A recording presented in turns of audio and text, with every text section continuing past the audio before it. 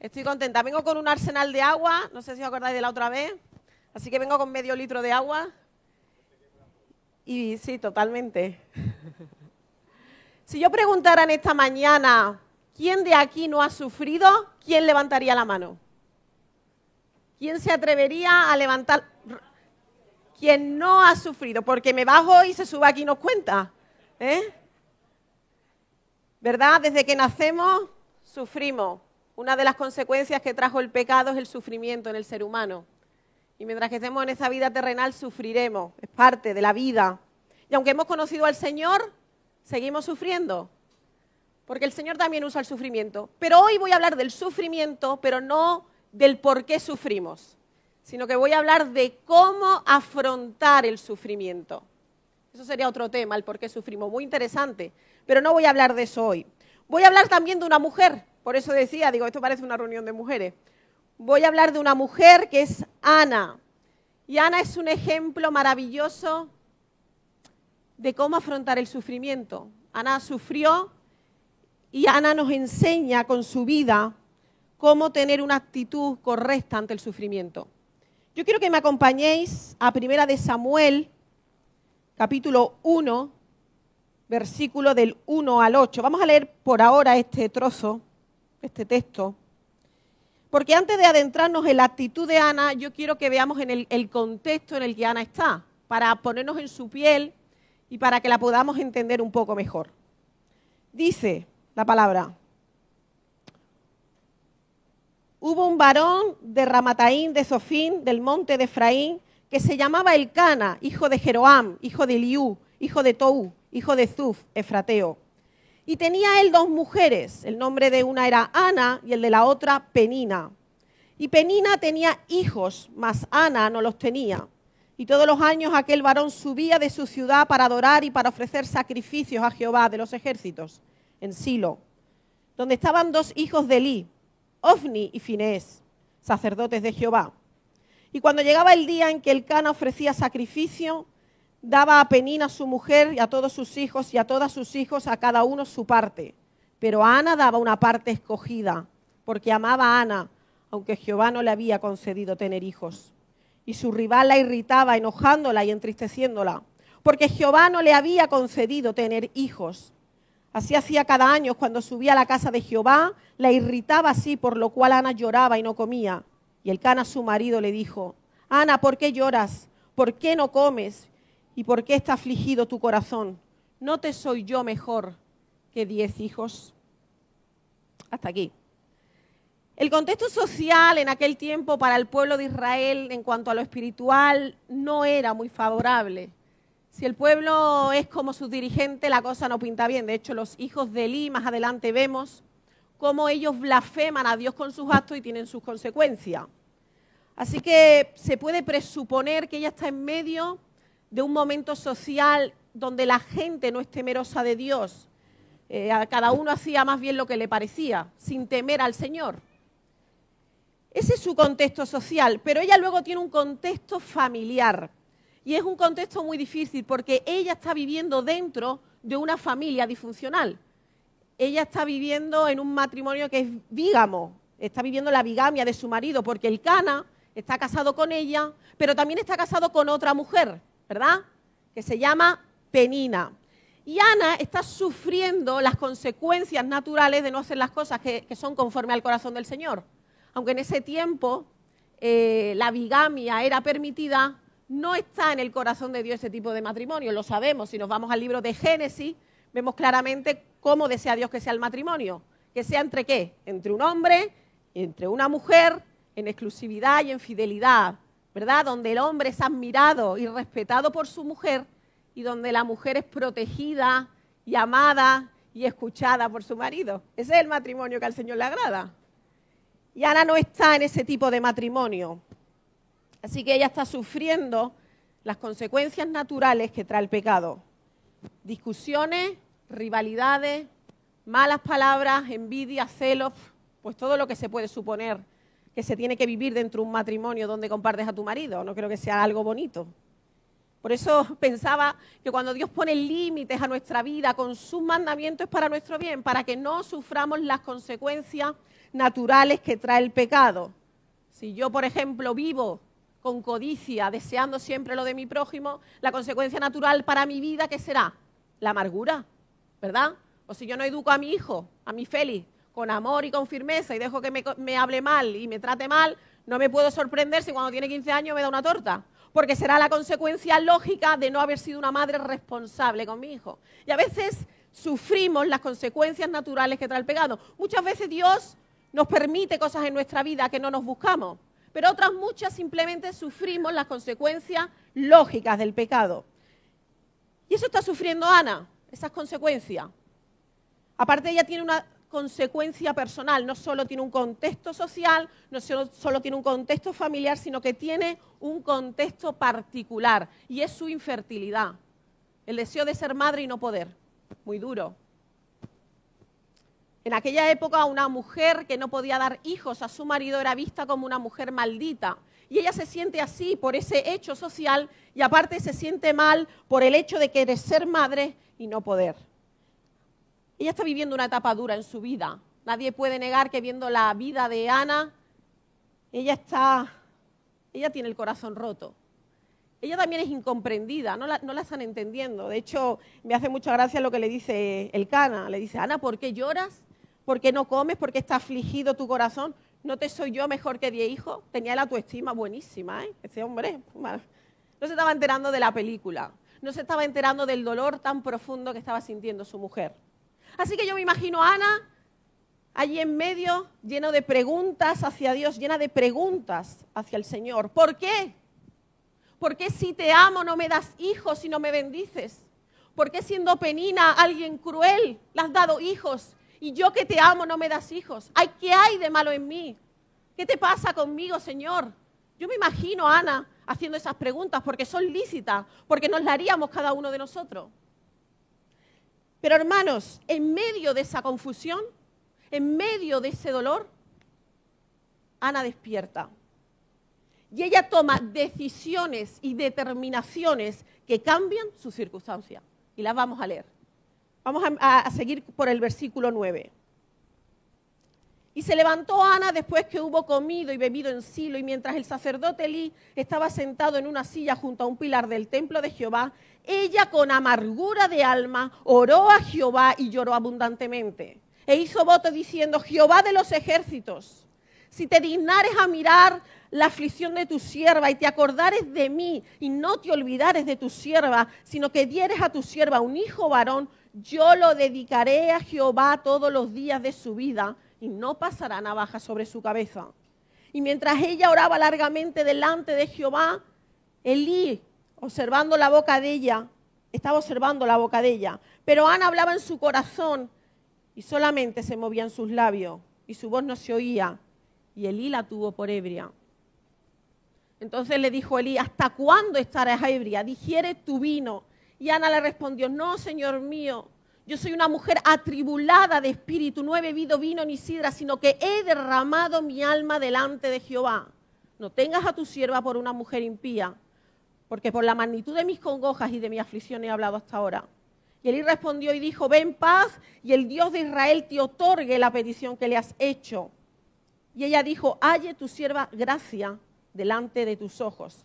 Y se fue la mujer por su camino y comió y no estuvo más triste.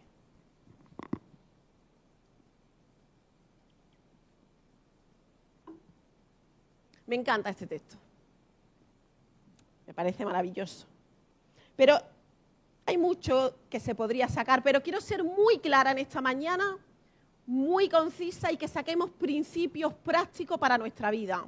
Porque al final se trata de esto. Si me bajo de aquí y no he dado principios y no he dado cosas que hacer, no sirve de mucho, ¿verdad? Así que quiero sacar principios muy prácticos para nuestra vida. Cuando Ana sube a orar a Silo, Ana está tomando una decisión. Y ahí va a mostrar Ana una gran lucidez espiritual. Va a demostrar lo despierta que está en lo espiritual, lo en conexión que está con Dios. Elí no la estaba entendiendo, ¿verdad? Él piensa que Ana está borracha, pero Ana está siendo lúcida y está haciendo las cosas de la manera correcta. Elí, solo ve lo externo en la vida de Ana, pero ella está actuando como alguien que conoce de verdad al Señor y está siendo transformada por Él. Y Dios no quiere que Ana sea alguien superficial.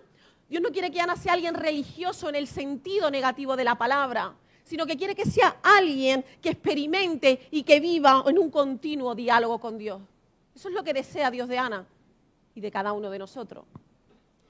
Porque, hermanos, aunque nosotros en medio de la prueba, de las situaciones incómodas, del sufrimiento, solo veamos el dolor, el sinsentido de las cosas, Dios tiene una visión muy clara y muy alta de nosotros y de nuestras circunstancias.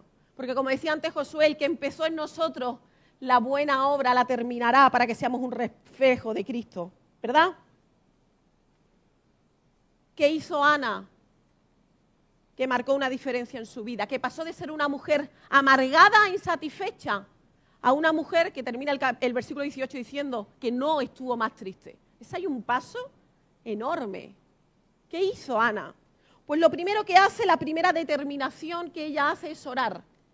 Dice el texto que ella con amargura de alma oró a Jehová y lloró abundantemente. La prioridad, la primera determinación que Ana toma para afrontar su dolor es exponerle a Dios cómo se siente. Y hermanos, los hijos de Dios, en medio de la dificultad, cuando estamos en sufrimiento, o nos hacen algo que nos duele mucho, al último que se lo decimos es a Dios. ¿Verdad? Hacemos otras cosas. Lloramos, nos enfadamos, nos desahogamos con otros, pero al último que se lo decimos es a Dios. Y eso nos provoca ansiedad y nos provoca confusión. Se lo vamos a decir a Dios, sí, pero será la última alternativa o casi la última. No es lo primero que hacemos la mayoría de las veces. Nos atacan, nos dolemos por algo y en vez de apartarnos a orar y a expresarle a Dios cómo nos sentimos, a pedirle a Dios sabiduría y guía, antes que eso, cogemos el asunto que nos ha pasado, lo que nos atribula y empezamos a darle vueltas a la cabeza, como una lavadora. Y nos angustiamos. Sufrimos y sufrimos constantemente. Y no vamos a Dios a expresarle cómo nos sentimos. Y yo creo que Ana se había dado cuenta de esto, que a ella también le pasaba. Al último que le había confesado su dolor era Dios. Y yo no estoy hablando de una oración superficial, porque seguro que ella pidió muchas veces por un hijo. Yo estoy hablando de una oración donde tú te desnudas delante del Señor y te haces vulnerable, donde te vacías de ti mismo. Ella oraría por un hijo, pero nunca derramó su corazón delante de Dios como aquella vez en Silo.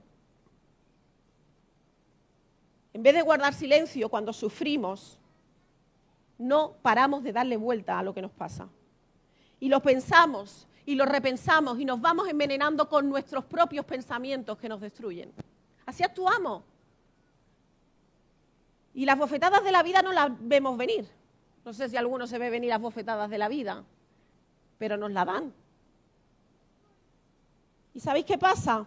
Que nos sentimos heridos y vulnerables. Y en esa confusión el adversario Satanás aprovecha para terminar de rematarnos. Porque él es así. Aprovecha nuestras peores horas para machacarnos. Pero hay un remedio buenísimo para esto. Porque tenemos ese Dios que nos da remedios para todo. Y yo no sé si tú lo sabes, pero la oración es una medicina poderosa que te quita todos los dolores. Y no es como el nolotil, que si te lo tomas mucho, te cargas el hígado, ¿verdad?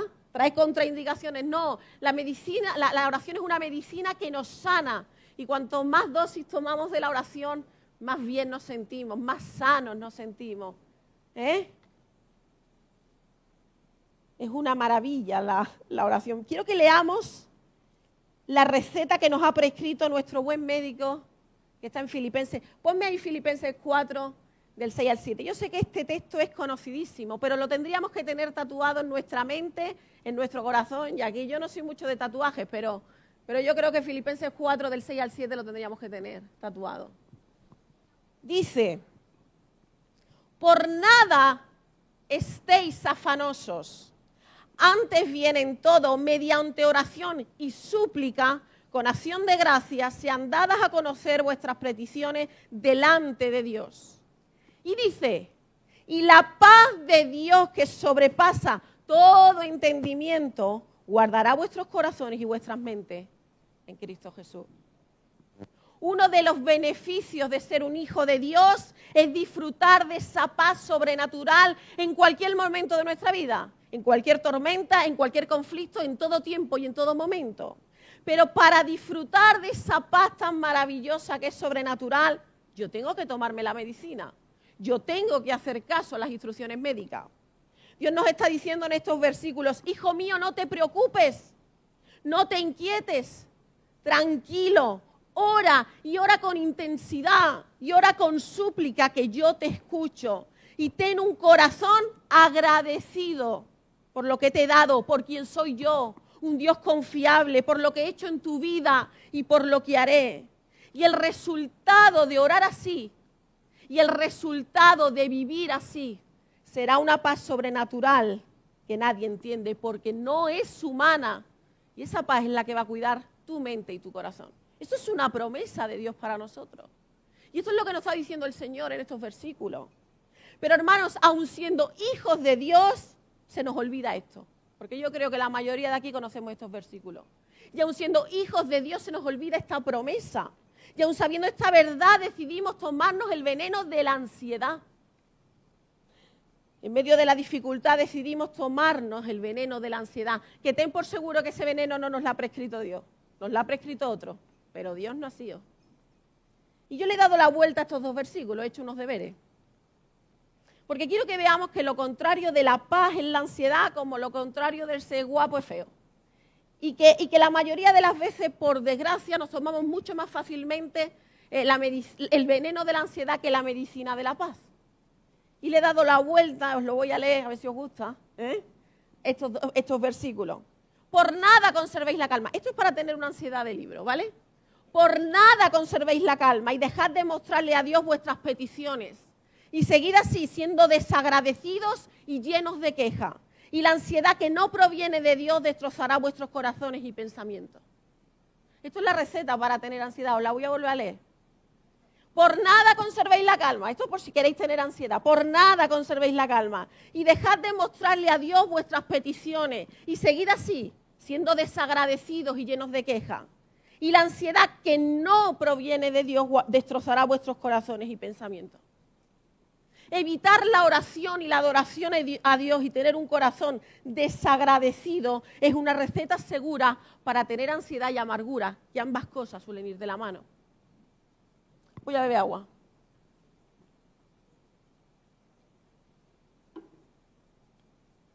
Y hermanos, la palabra de Dios, la Biblia, nos enseña que para ser partícipe de la paz que es sobrenatural, para ser partícipe de la paz que sobrepasa todo entendimiento, necesitamos vivir una vida de oración activa y sustanciosa. Vivir en un diálogo constante con Dios, en sintonía con el Señor. No estoy diciendo que vivamos encerrados en nuestra habitación o en nuestra casa orando todo el día como si fuéramos místicos, no es eso. Dios sabe que tenemos responsabilidades y quiere que las afrontemos. Dios quiere que vivamos en este mundo, aunque nuestra ciudadanía no sea de aquí. No estoy diciendo eso. Lo que estoy diciendo, el sentido de esto es traer presente a Dios y dialogar con el Señor en todo tiempo que eso no sea posible. Porque Él vive en nosotros y tenemos esa potestad, esa libertad y ese regalo de mantener un diálogo constante con el Señor. Y esto es muy fuerte. ¿Y cómo puedo traer a Cristo en todos los momentos de mi vida? Porque esa es la cuestión. ¿Cómo puedo traer a Cristo presente en todo tiempo que me sea posible? Pues hermano, yo no sé, en el día a día, en lo ordinario. Si me voy a comprar al supermercado, pues me pongo mis cascos y mientras que cojo los yogures y la leche voy adorando al Señor internamente. O si me levanto por la mañana en vez de poner la televisión y las noticias que nos hacen crecer en ansiedad, me tomo el café con el Espíritu Santo y la palabra del Señor. Traer a Dios a lo cotidiano, al día a día, eso es vivir a Cristo con frescura. Eso hace que vivamos al Señor en las pequeñas cosas. ¿Cuántas veces le hemos dicho al Señor, háblame? Señor, háblame, quiero escucharte. ¿Pero de qué quieres que nos hable el Señor? Si no mantenemos un diálogo con Él, si no paramos a buscarle en la tranquilidad y en la quietud, si vamos viviendo nuestra vida acelerado y no paramos a meditar en Él y en su palabra, pero queremos que el Señor nos hable, ¿verdad? Y hermanos, necesitamos orar. Y orar mucho. Mucho. Yo creo que es una asignatura pendiente para la mayoría de los creyentes, ¿no? De los cristianos. Orar mucho y hacerlo como Ana, poniendo nuestra carne en el asador. Nunca mejor dicho, quemando nuestra carne. Como dice Filipenses, con súplica, humillándonos y siendo agradecidos. Dispuestos a que Dios filtre nuestro corazón y nos purifique. Pero hay un problema. Tenemos un problema, y es que buscar a Dios así es una lucha espiritual muy grande. A mí me pasa, es mi lucha espiritual. Porque orar así, con esa vulnerabilidad, como oró Ana, derramándose de esa manera delante del Señor, ¿sabéis qué significa? Crucificar mis deseos y crucificar mis pensamientos. Eso es lo que significa. Meditando en esto me venía el Salmo 139, versículo del 23 al 24, cuando el rey David nos define muy bien esto. Examíname, oh Dios, y conoce mi corazón, y pruébame y conoce mis pensamientos, y ve si hay en mí camino de perversidad, y guíame en el camino eterno. No creo que cuando David estuviera escribiendo esto, se lo estaba diciendo al Señor como diciendo, oye, mírame, yo soy perfecto, no tengo faltas, puedes venir a visitarme. No, eso no es lo que le estaba diciendo David, sino que le estaba diciendo, cambia lo que no te agrade de mí. Aquí estoy abriendo en mi corazón en canal hacia ti. Aunque tenga que pasar por incomodidad, aunque tenga que sufrir y pasar por pruebas para enterarme, pero que yo sea olor fragante delante de tu presencia. Ese es mi anhelo. Y esa debe ser la actitud que debemos tener, una actitud dispuesta a que Dios trabaje en nosotros al precio que sea, aunque tenga que permitir que pasemos por sufrimiento. Esa actitud de humildad hacia Dios y de necesidad de Dios es la que está teniendo Ana cuando va a Silo y derrama su corazón allí. Pero esto nos incomoda. Yo pensaba, estaba autoexaminando yo, ¿no? Esto nos incomoda, exponernos así ante Dios es una lucha. Porque, hermanos, dejamos al descubierto nuestra miseria. Ponernos así delante de Dios con esa franqueza, dejamos al descubierto nuestra debilidad, nuestra fragilidad. Pero cuando uno es así de débil delante del Señor, es fuerte, porque su fortaleza ahora está en Cristo. Porque cuando soy débil, entonces soy fuerte, porque Cristo ahora es mi fortaleza. Dice la palabra del Señor, bienaventurados los pobres de espíritu. Bienaventurado el que se sabe que está en necesidad de Dios. Bienaventurado el que sabe que Dios es su único alimento y su único sustento. Porque cuando estamos en esa posición, el resultado es dulce. ¿Sabéis por qué? El resultado es dulce porque Dios con amor, con misericordia y con disciplina va a tratar en nuestra vida. Cuando nos presentamos así delante del Señor. Porque nuestro Dios, al que ama, disciplina. Y la disciplina es una palabra preciosa. Tiene muy mala fama, pero la disciplina significa instrucción. Y Dios al que ama, instruye. Y Dios al que ama, enseña para su propio bien. Y Ana está aprendiendo esta lección. Por eso ella sube y ora. Y cuando sube y ora no maldice a Dios. No lo culpa de su desdicha, sino que tiene esa actitud vulnerable, poniendo su felicidad en Dios y no en las circunstancias que la rodean. No poniendo su felicidad en lo que hay alrededor de ella, porque si no está perdida. Es infértil, compartiendo marido y siendo insultada. Y en medio de una sociedad que no tiene temor a Dios, aun siendo religiosa. Ese es el escenario de Ana. Y la oración que Ana hace es así, sencilla, pero es profunda. Una oración sencilla no significa que no sea una oración profunda, pero la oración debe presentarse como Ana se presenta delante del Señor, con inocencia de corazón, sencilla, sabiendo que Dios nos ama y va a hacer lo mejor para nuestra vida. No olvidemos nunca, hermanos, que orar es hablar con Dios, con nuestro Padre Celestial, con respeto, pero con nuestro Padre. Cuando Jesús se nos enseñó a orar, nos dijo, oh Señor que estás allí en el tercer cielo, a 80 millones de años, luz. No dijo eso Jesús, sino que dijo, Abba, papá. Y el Señor nos estaba enseñando que nos tenemos que presentar delante de Dios con la confianza de un hijo ante su Padre y abriendo nuestro corazón inocente y sencillo. Porque Dios implica en nuestra vida como buen Padre que es. Así que la primera determinación que Ana toma para cambiar su situación, para cambiar su estado de amargura, la primera es orar. Orar no de cualquier forma, siendo vulnerable y siendo humilde. La segunda determinación que toma es tener fe. No hay un versículo en la historia que diga explícitamente, Ana tuvo fe, ¿verdad? No lo hay. Pero lo podemos ver de forma implícita en el texto. A mí hay un versículo que me llamaba mucho la atención, que quizá vosotros diráis, pues vaya versículo. No dice nada muy interesante, pero sí lo dice.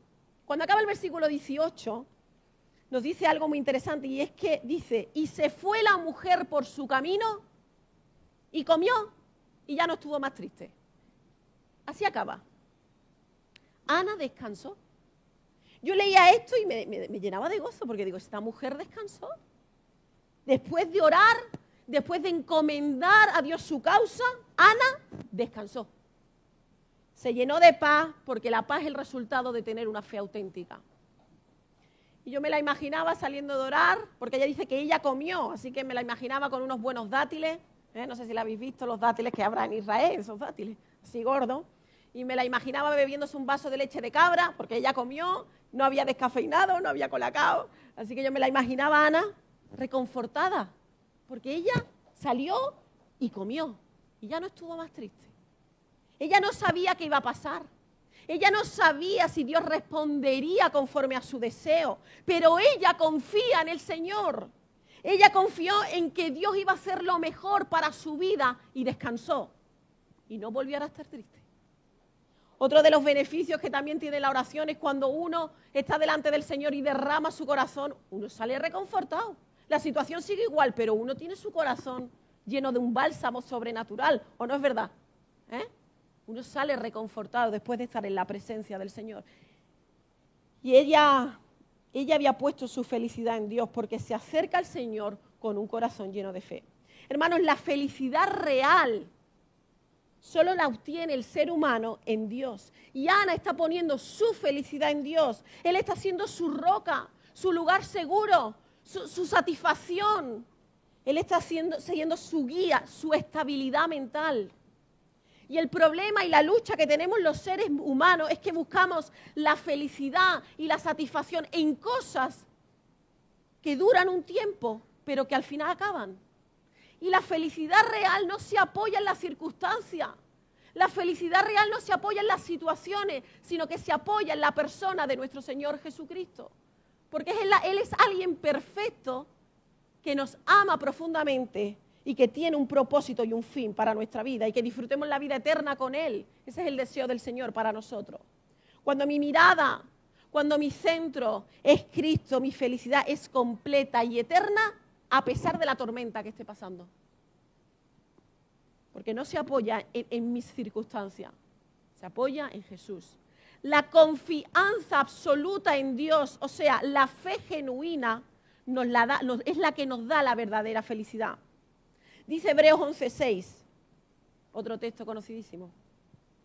En realidad, dice el texto, sin fe es imposible agradar a Dios, ya que cualquiera que se acerca a Dios tiene que creer que Él existe y que recompensa a quienes lo buscan. Y ella se acerca con esa actitud delante del Señor, con la actitud de que Dios es real, de que Dios es confiable y que hay una respuesta segura para quienes lo buscan con un corazón contrito y humillado. El fundamento, la base de la fe es la confianza absoluta en Dios.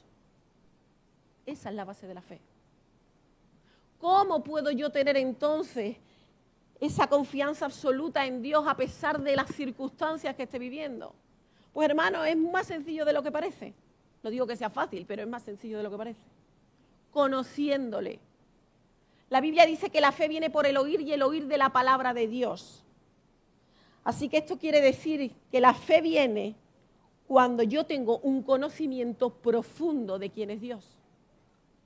Si yo quiero crecer en fe y confiar cada vez más en Dios y ser una persona que vive en obediencia y que es madura en el Señor y que no se deja llevar fácilmente por el pecado, yo necesito una vida de oración activa y conocimiento de este Dios. Esto me llevará a tener fe de forma natural. La fe crece en mi vida de forma natural cuando yo tengo una relación estrecha con mi Señor. Y cuando viene la adversidad y cuando vienen entonces las tormentas, compruebo que ese Dios es fiel y cumple y no se equivoca. Y que está lleno de misericordia. Y las pruebas entonces hacen que yo viva más y más cerca del Señor. Porque corroboro con mi vida que Él es verdad y que lo que dice no miente. Leer la palabra sin oración o orar mucho sin leer la palabra de Dios es vivir la vida cristiana siendo alguien cojo. Un cojo, a medias, sin ánimo de ofender a nadie. Ambas disciplinas tienen que ser un hábito en la vida de los hijos de Dios. Porque, hermanos, la oración me va a ayudar a estar en conexión con Dios, a querer estar cerca del Señor. Pero la palabra de Dios es la que hará que mi fe crezca cada día más y más. Por eso, ¿qué es la fe? A veces no tenemos claro qué es la fe. Yo quiero en esta mañana que nos vayamos con el concepto claro que es la fe, porque yo llevo muchos años meditando sobre la fe. A veces nos sentimos angustiados en la prueba y encima también nos sentimos culpables porque no estamos teniendo la fe que se supone que tenemos que tener. Encima de apaleado, culpable. ¿O no es verdad? Y la fe es algo natural, no se presiona. La fe va unido al proceso de madurez del creyente. La fe no es repetirme una y otra vez, tengo que tener fe y tengo que tener fe aunque yo no tenga fe, o mi fe sea muy pobre. Eso es declaración positiva, autoconvencimiento, pero eso no es fe. Voy a contar una cosa. Me acuerdo cuando mi padre estaba en sus últimos días antes de partir con el Señor. Mi padre murió de un cáncer.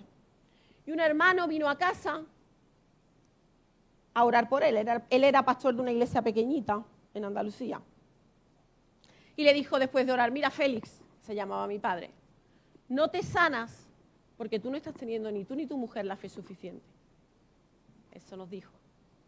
Al cabo de unos días, mi padre se marchó. Y ese comentario, por eso decía antes que he meditado mucho sobre la fe, ese comentario estuvo en mi cabeza durante muchos años cuando meditaba de lo que era la fe. Y hermanos, la fe no creo que sea algo como que Dios tiene que sanarme si yo lo siento con fuerza o lo declaro como si mis palabras de por sí tuvieran algún poder, aunque la voluntad de Dios no sea eso. No creo que sea eso la fe. La fe es más parecida a tener una confianza absoluta en el Señor y una dependencia total de que Él va a hacer lo mejor, de que Él es soberano y de que Él nunca se equivoca. Porque la mayoría de las veces en medio de las pruebas nosotros no tenemos revelación de lo que va a pasar. Yo no sé si tú tienes a lo mejor ese don, pero yo no lo tengo. Yo no tengo revelación la mayoría de las veces de lo que va a pasar. Y no es nuestra responsabilidad tampoco tener revelación de todo lo que va a pasar.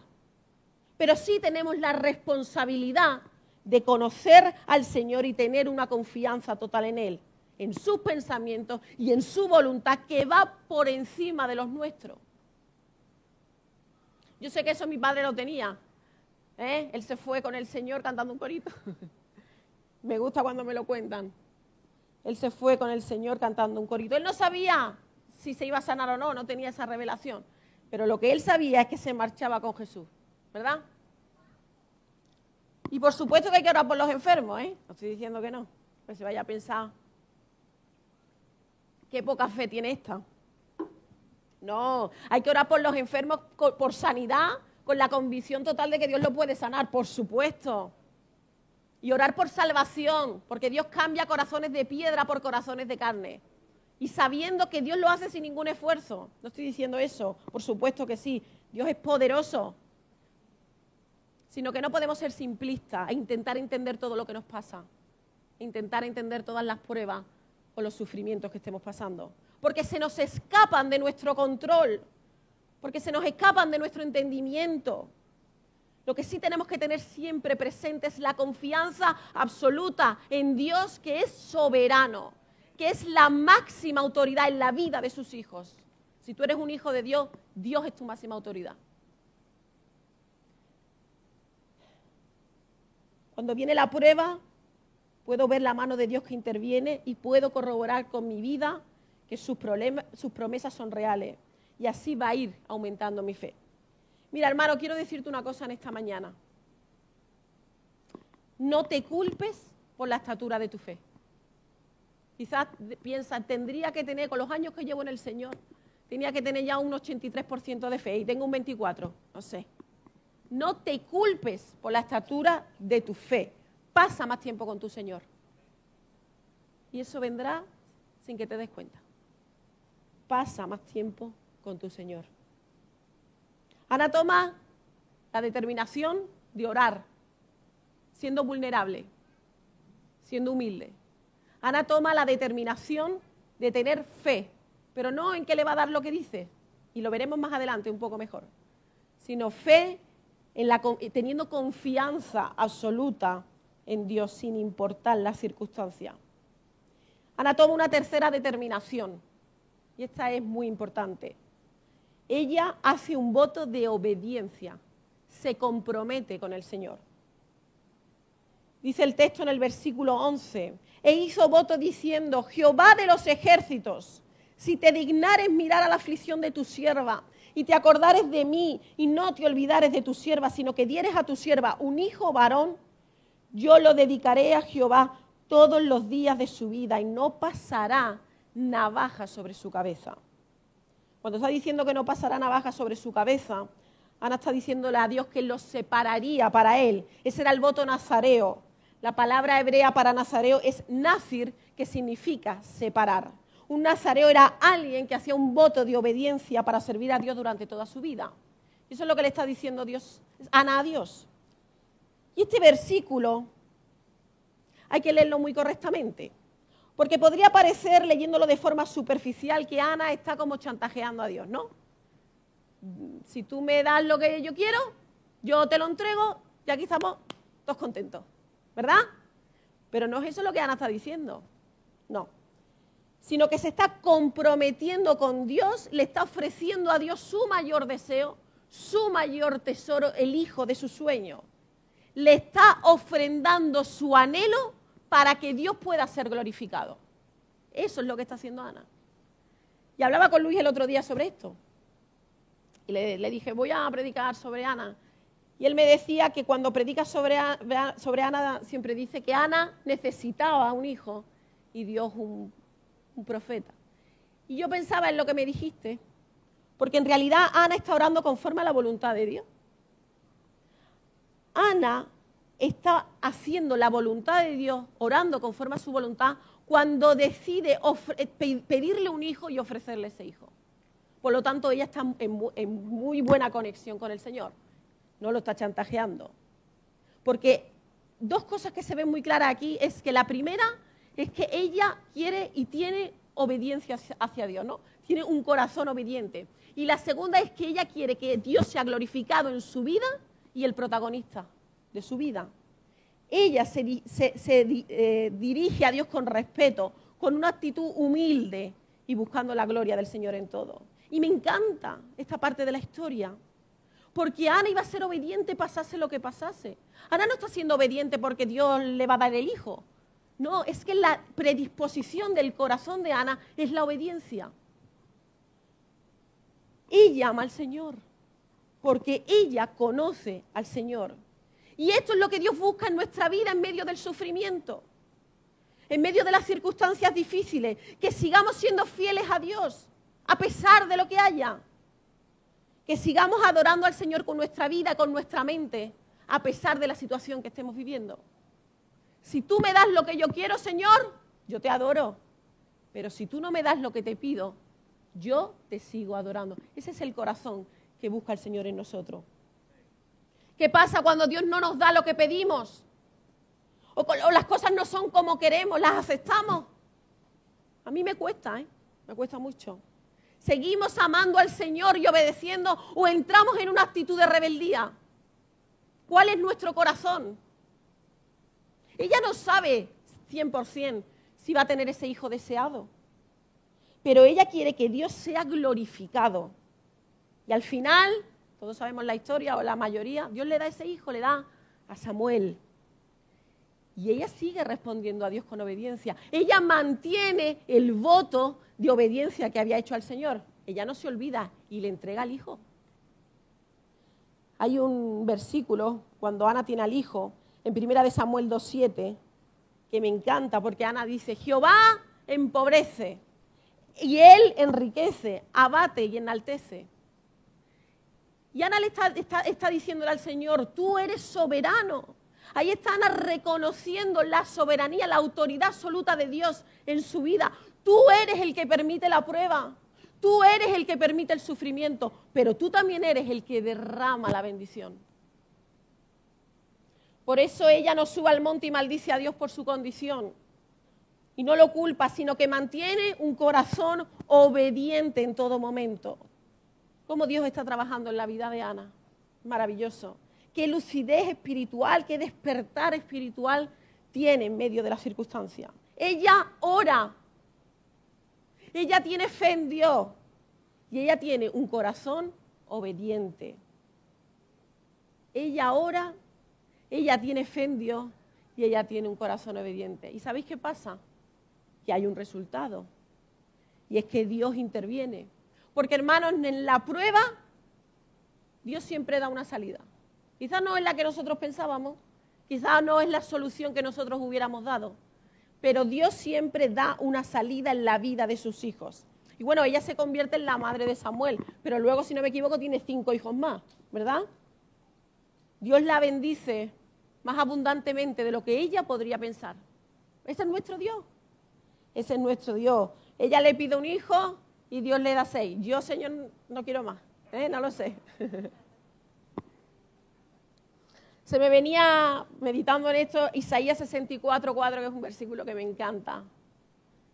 Desde la antigüedad, dice Isaías 64:4, desde la antigüedad no habían escuchado ni dado oídos, ni el ojo había visto a un Dios fuera de ti que obrara a favor del que esperaba en él. Eso dice Isaías. Dios nos dice, no tienes ni idea cómo voy a actuar en medio de tu vida si esperas y pones tu confianza en mí. Y la espera es difícil para el ser humano. Y para los ansiosos como yo, la espera es horrorosa. Pero ¿qué es la espera para los hijos de Dios? Porque la espera para los hijos de Dios es estar a la expectativa, con confianza absoluta y con tranquilidad de que Él va a intervenir en medio de nuestra situación, pase lo que pase. Esa es la espera para los que somos sus hijos. Es la tranquilidad absoluta en el Señor. Porque, hermanos, no tengas duda en esta mañana que Dios siempre interviene. Tenemos un Dios en nuestra vida que es relacional y se adentra permanentemente en nuestra historia como se adentró en la vida de Ana. Y en esta mañana podemos afirmar con toda seguridad que el Espíritu Santo que vive en nosotros interviene en nuestra vida. Dios nos ha convertido en su templo, en su casa, en su tienda. ¿Hay una forma más extrema y más extraordinaria de intervenir en nuestra vida? No lo sé, que vivir dentro de ti. Tú dices, cuando te casas, compartes tu vida. No, Dios viene a vivir dentro de ti. ¿Hay algo más extremo que eso? ¿Que una conexión más íntima que esa? Yo no lo sé, no la conozco. Hermanos, Dios habla y Dios quiere dialogar con nosotros y Dios quiere intervenir en nuestra vida. Jesús nos dijo en Juan, mis ovejas oyen mi voz. Yo las escucho, yo las conozco y me siguen. Dios habla a sus hijos y Dios nos da instrucciones y Dios nos va a dar una salida en medio de las circunstancias. Porque Él sabe que somos seres limitados. Vamos a dejarlo ahí. Vamos a dejarlo ahí. Nuestra actitud debe ser en medio de la prueba y de cualquier situación que pasemos, una actitud de oración, una actitud de fe y una actitud de obediencia al Señor. Y Él actuará, no tengas duda, dando una salida conforme a su voluntad, en su tiempo y a su forma. Mientras tanto, nosotros esperamos a este Señor con expectativa de lo que Él hará. Amén. Que Dios os bendiga mucho. Hasta aquí.